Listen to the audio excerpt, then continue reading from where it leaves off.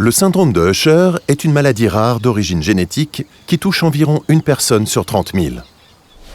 Elle affecte l'audition, la vision et parfois l'équilibre de façon croissante selon la précocité et la profondeur des symptômes. Cette maladie progresse par phase, à différents âges et avec des effets variables. On la classe donc en 3 types. Le type 1, le plus sévère, le type 2, le plus fréquent, et le type 3, le plus rare.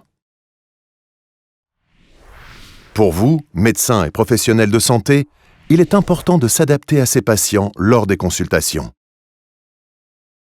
Assurez-vous que la luminosité est adaptée. Privilégiez le format numérique pour les documents ou imprimez-les avec un contraste maximal qui facilitera la lecture. Si possible, retirez votre masque ou préférez un masque transparent pour faciliter la compréhension orale et la lecture labiale.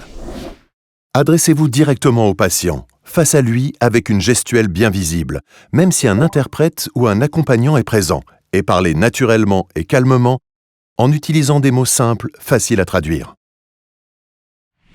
Restez positif lorsque vous parlez de sa maladie au patient.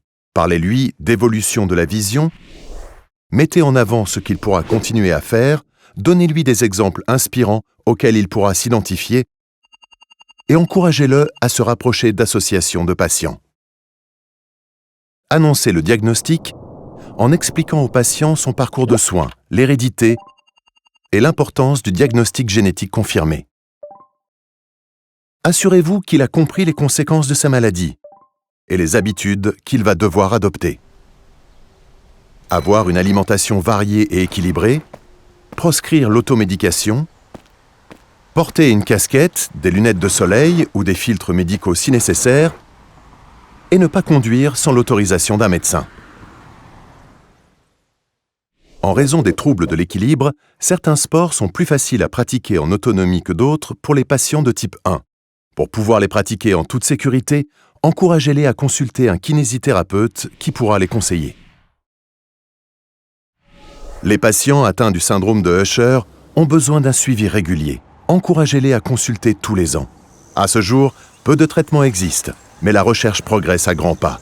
Les experts de la filière de santé maladies rares sans gêne sont à vos côtés pour vous accompagner dans le suivi de ces patients.